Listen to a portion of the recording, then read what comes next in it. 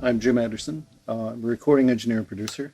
I've been doing this for a fairly long time, both as a recording engineer primarily, and then slowly getting into producing and also educating. I also teach at the NYU's Clive Davis Institute of Recorded Music. My name is Ulrike Schwarz. I'm a sound engineer and recording producer for acoustic music from Germany. I moved to the United States in 2015, and I'm now concentrating mostly on immersive audio.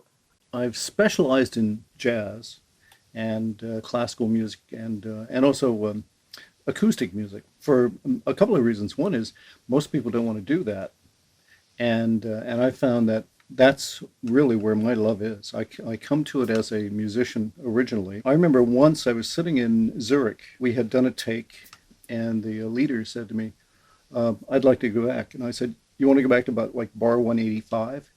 And he turned around and he said, oh, that's right. You can read a score, can't you? All of a sudden, the session just went flying by because the band knew somebody was in the booth and actually could read music, understood music. And I think that's really what you're going for when you're going to be in the control room and people are relying on you to actually be helpful musically. I have done a lot of orchestral recordings with Bavarian Radio, which is a part of the German National Broadcasting Network. And that's when I started my career in 5.1 and moving to immersive audio recording. Lately, I've built several systems that also do ultra high resolution recording. And with them, we have done recordings with Patricia Barber, Gonzalo Rubalcaba, and Jane Ira Bloom that have been Grammy-nominated. I give talks to a lot of groups, and at some point I might find myself saying to the group, how many of you would love to be a jazz recording engineer? And at that point, not a single hand goes up. I then end up by saying, well, thank you, you've just given me another 20 years of a recording career. I wanted to do ultra high resolution recording. That means predominantly recordings in 352.8 and 384 kilohertz on a laptop.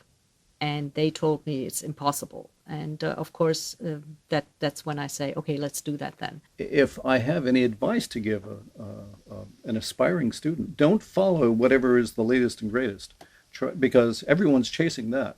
But if you can find out some way that you could actually work on something that you really love to do and something that you're really going to be good at, and also have it be just slightly unique, something that nobody else wants to do, you'll have a career. I mean, you could find yourself with 20, 30, 40 years of being able to do something. We have another addition to our system, which is the Emerging Technologies Clock U. That is a clock precise to 10 parts per billion, which is crazy because all other studio clocks I know are in the regions of millions, and they're very, very good clocks. But this is low noise, which is a noise floor of minus 170 dB, which is somewhere where no one has ever gone before. But since we have added this to the system, the stability of the images has become so breathtaking. Once you've heard it, you can't go back. It's definitely the step that we would be wanting to work in. We've been able to find a kind of a niche recording in acoustic world and also working in the immersive world. My wife and I have been recording in this format for really 15, 20 years.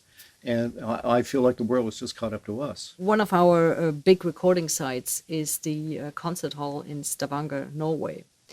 And so we do a full recording, a full orchestra recording with 90 people on stage. And as a producer, I like to have the line of sight rather than have a good speaker playback in the situation of recording.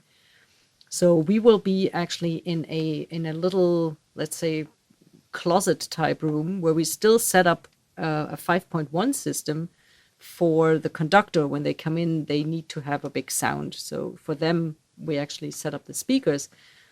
But the assistant and the engineer and the producer sit all in in line, which means I'm sitting in front of the right speaker. And if I had to judge a recording or what they're actually playing on speakers in that moment, that would not work very well. So I'm 100% reliant on on headphones for these types of productions, because you also need to understand if somebody's talking, and you need a fairly high headphone level in those situations. So then you need very, very good headphones that you A, can wear the whole day without wearing your ears out, and B, that still have that give you just a great image of what's being recorded. We have stayed in channel-based, and then what we do then is map it to object-based, because things really aren't stable yet, as far as we can tell. And if they keep changing the codec every second Thursday, that what we need is a reliable playback system. In the channel-based surround, we can map that to any future system that's coming along. The latest recording that I've done where headphones were imperative was this recording with Jane Ara Bloom, where Jane was in her apartment on the Upper West Side, and I had set up one recording system at her house with microphones, and her duo partner was somewhere else in New York. So the drummer was in Brooklyn, the bass player was in the Lower East Side, and the koto player was also in the Upper West Side, but different part of the Upper West Side. And I would be traveling with my other recording system to these different sites. If there's going to be movement, it's going to be natural movement within the microphones. We're not going to be moving objects around doing that kind of thing. That's really not in our scheme of things. And I think that's where the Odyssey headphones come in as well, because we are doing a lot of our recordings on site, where you might not have the best speaker playback. Then, of course, it is extremely important to have good playback via headphones. And once we had tried the first models, we knew this was the route we wanted to go to. And my home headphones are the Carbons with the LTA tube amp, which have become my go-to for editing. And with the Carbons, I've just found there is such a clarity with everything that I can just, if there were to be problems, I can just pick them out right where I need them and remove them. And then once I've done that, I can enjoy the great audio that they also transport. What you need to do is come up with something that's really plausible and natural. So in the Jane Ara Bloom project, the little bells that are played by the percussionist kind of start in the back and kind of float around. That was done with two pairs of stereo microphones, and it's just very natural movement, but it happens all over the place, and you really think that that's us moving objects all over the place, but it's really just the drummer doing it naturally. The percussionist, Alison Miller, just picked up the percussion instruments as she was playing them, and neither I nor Jane had told her that she had to move around the instruments. That was all just done naturally. That was just as she felt how the sound should actually evolve in the room. And since we had put up these two stereo microphones, they actually just displayed them in a 360-degree circle. I've always found if you have a percussionist, and if you say, here, I'm going to give you a stereo image, here's a microphone here and a microphone here, and you tell them, here's left, here's right, and here's the center, and you give them sort of a place to play. They like that. Mm-hmm. So it's not just putting the shaker in and putting a microphone doing this. And if you tell them, here's your stereo field, they will just, again, you as the engineer or as the producer will look like a genius in that here we have this beautiful stereo image, and it's kind of moving from here to there and all this kind of thing. And you haven't done a thing. You just have two microphones and like an A-B kind of thing. And all of a sudden there you have left, right, center, depth, the whole thing happening. And so again, with Alison Miller, you just let her do what she naturally does. And you just make sure that you have the microphones in the right place to capture this movement. Interestingly, you when you do Jane Ara Bloom in the studio, mm-hmm. she has, I think, about 9 microphones, because she loves a good Doppler. So in this home setting where we had to decide between not picking up too much of her closet and but picking up having enough that we could possibly turn the Doppler into a little bit of an effect. So I reduced the microphones to two, from 9 to 2.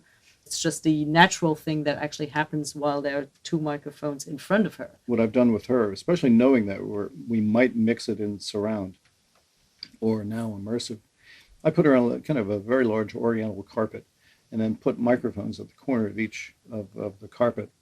And then she's in the middle of all that. And so the microphones I can put up maybe about 3 feet, a meter above her. And I put that in left, right, and the back, and in the front, and so what I have is sort of the room kind of nailed down. But then I have a couple of U-47s in front of her, and then I found again in surround, I might like something to nail down the image in the center channel. And there I was kind of experimenting with like an old RCA DX77 and kind of putting that there and kind of nailing down and getting that image kind of solid. So you have that in the center, and you have a pair of microphones in the phantom. And then you open up this pair of 87s that can get this Doppler effect. And that's how you get all this stuff happening. Again, you don't use it all at the same time, but you kind of pick and choose when you use it.